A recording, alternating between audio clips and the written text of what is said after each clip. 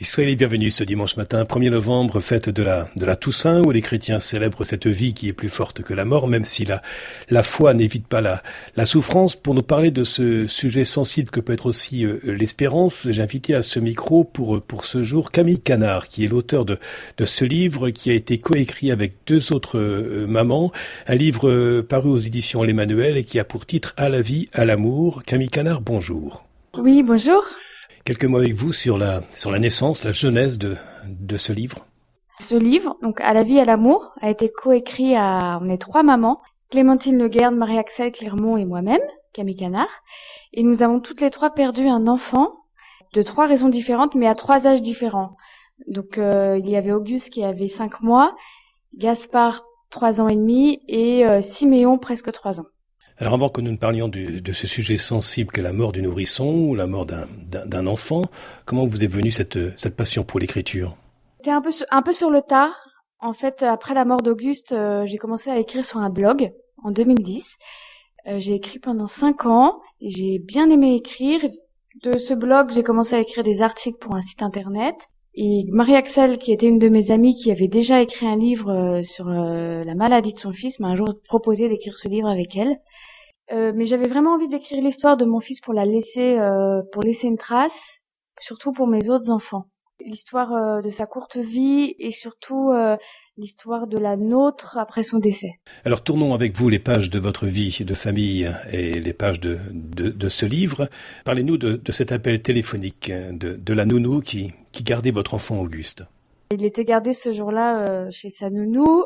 Je l'avais déposé le matin, tout allait bien. J'avais eu le temps de prendre un café avec la nounou. Et je crois qu'elle m'avait envoyé un message vers midi, tout allait bien, il allait faire sa sieste. Et elle m'a appelé vers 15h en disant qu'il fallait vite venir parce qu'elle ne respirait plus. Elle avait appelé les pompiers. Et voilà, donc là, je lui ai demandé s'il était mort, vivant. Elle m'a dit je ne sais pas. J'ai couru très vite, je suis montée dans une voiture inconnue à un feu rouge pour aller plus vite. Vraiment par instinct de survie, je dirais. J'ai vu les pompiers passer devant moi, j'ai compris que c'était pour mon fils. Et voilà. Et quand je suis arrivée dans cet appartement, il était en train de se faire réanimer depuis pas mal de minutes, je pense, par les pompiers, qui n'ont pas réussi à le réanimer. Et donc, Auguste est décédé ce jour-là de la mort subite du nourrisson. Et là, vous vous posez une question tout à fait légitime. Comment peut-on mourir à 5 mois ? Oui, on se dit c'est pas possible, ça nous arrive pas à nous. On peut pas mourir à 5 mois, on peut pas mourir en pleine sieste. On peut pas oublier de respirer, c'est pas possible. En fait, la mort subite du nourrisson, ou l'enfant oublie de respirer, ou le cœur s'arrête. Voilà, on se dit dans ces moments-là, en fait, on n'y croit pas, c'est tellement surréaliste. On se retrouve dans des couloirs de néonates, il y a plein de petits bébés tout petits vivants, on nous met notre bébé mort dans les bras. On se dit mais non, mais c'est pas possible en fait. On croit parce qu'on le voit, mais notre esprit a envie de se dire non, mais c'est pas possible. Un état de sidération, un état de choc que vous vivez avec votre mari, c'est votre premier enfant. Lorsque des enfants enterrent leurs parents, ils deviennent orphelins. Et là, le dictionnaire n'a même pas de mots pour parler de ces parents qui enterrent leur enfant. Il n'y a pas de mots, donc le deuil est assez tabou, le deuil d'un enfant. À l'époque de nos parents, de nos grands-parents, on n'en parlait pas du tout, il fallait vraiment oublier, passer à autre chose. Déjà, on a la chance de vivre, donc nous c'était en 2009, où on a été très bien suivis, c'est vraiment pris en charge, on pose des mots sur les mots, on accompagne les parents, mais ça reste tabou dans certaines familles, dans certains milieux. À évoquer la mort de son enfant, c'est pas bien vu, ça met les autres personnes mal à l'aise. Donc c'est vraiment encore assez tabou. C'est dur d'évoquer. C'est un sujet douloureux, c'est assez dur de l'évoquer lors d'une conversation. Et voilà, il y a pas. Oui, quand je disais il y a pas de mots dans le dictionnaire, ça montre bien. Vraiment, que c'est pas dans la logique de la vie. Non, il n'y a pas de mots. Et avec votre mari Cyril, vous vous posez la question, n'y a-t-il pas une raison génétique à la mort de votre enfant Auguste ? Oui, déjà on se dit, il avait rien, pourquoi ça lui arrive Et puis on se dit aussi, à l'époque, on se demandait s'il y avait pas une raison génétique. C'était notre premier, on avait peur de ça aussi, et de se dire qu'on pourrait plus en avoir d'autres. Et ça, ils font des tests, mais on a su que quelques mois après qu'il n'y avait pas de raison génétique.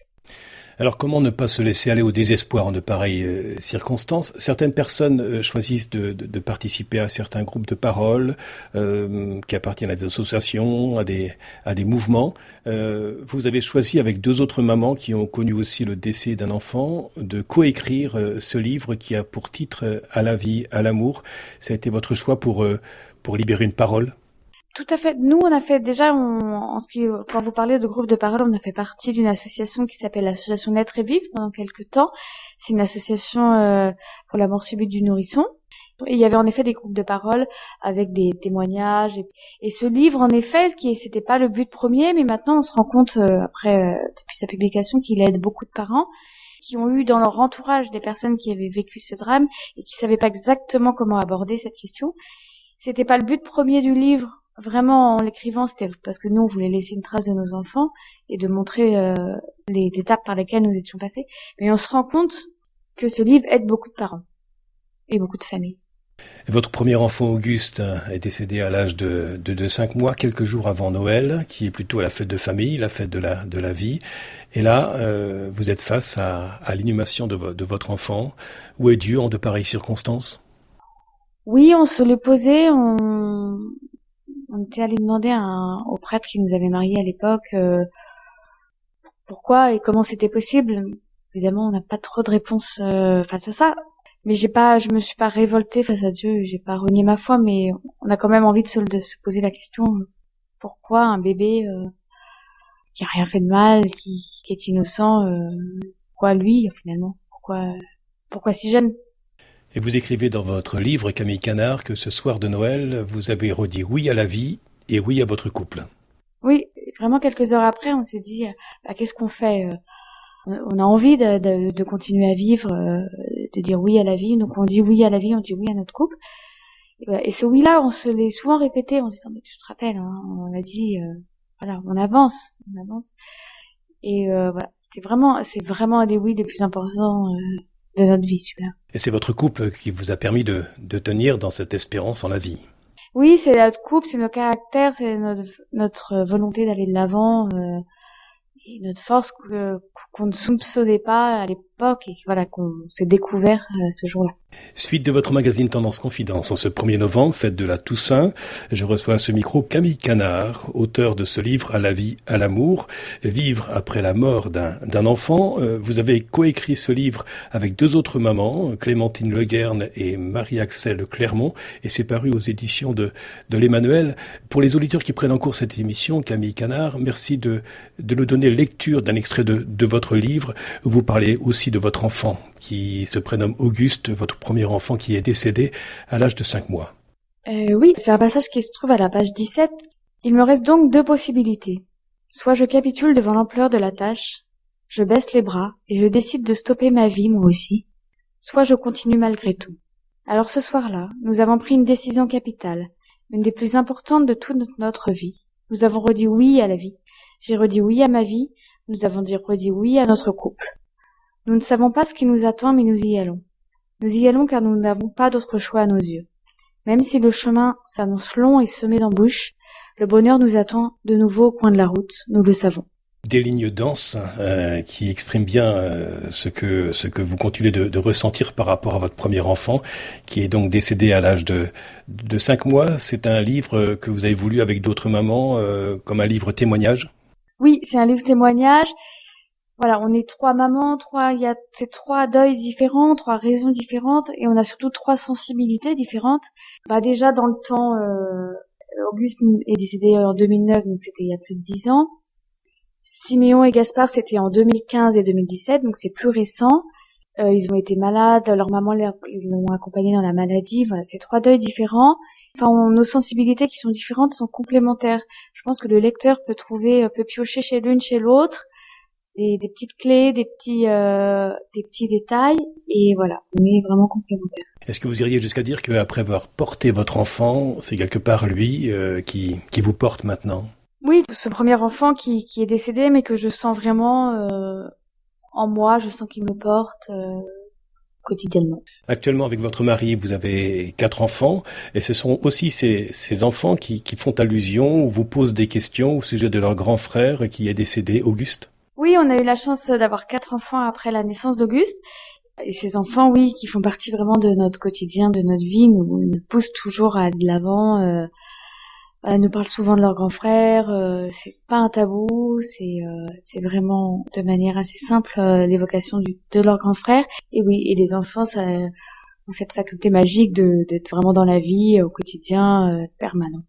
Alors même s'il est question d'espérance en ce jour de la Toussaint, où l'amour est plus fort que la mort, mais la foi n'évite pas la souffrance. La foi n'évite pas la souffrance, certes, mais dans notre parcours, mon mari avait la foi, il l'a perdue ce jour-là.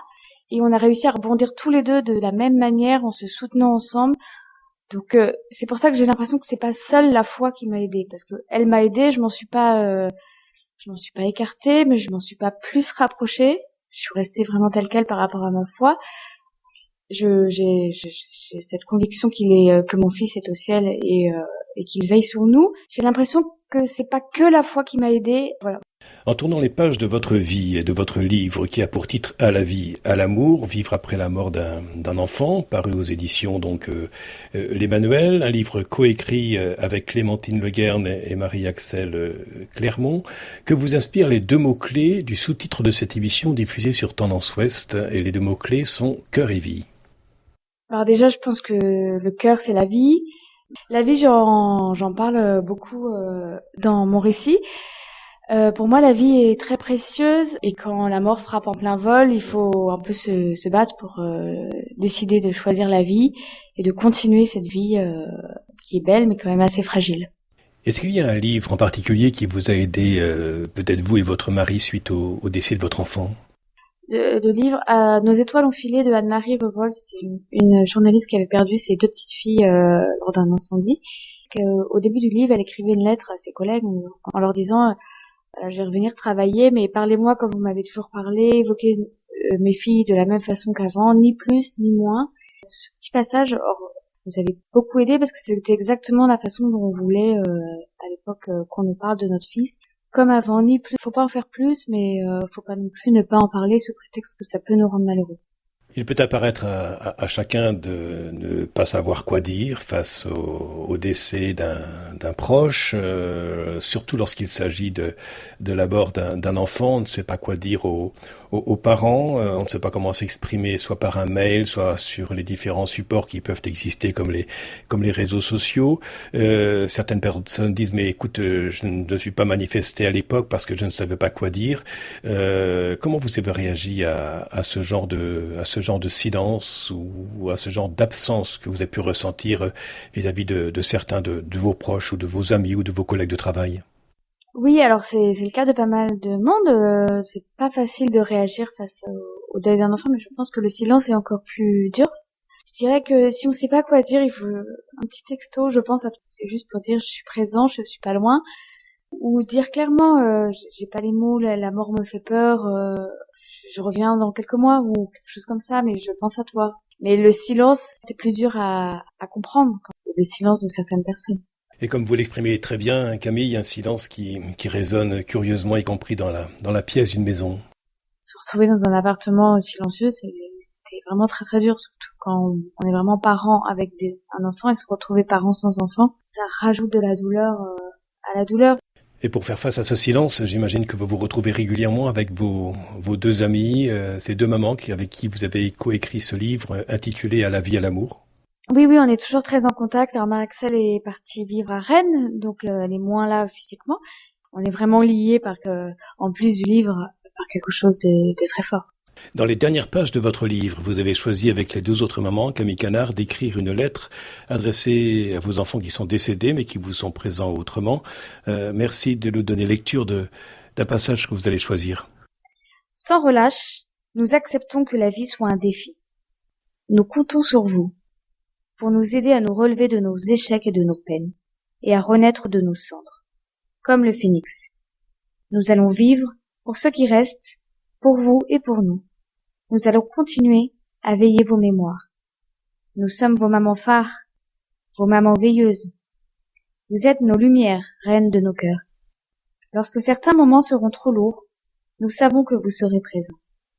Ensemble, parents d'enfants du ciel, nous continuons à parler de vous, à nous soutenir, à nous encourager et à choisir la vie.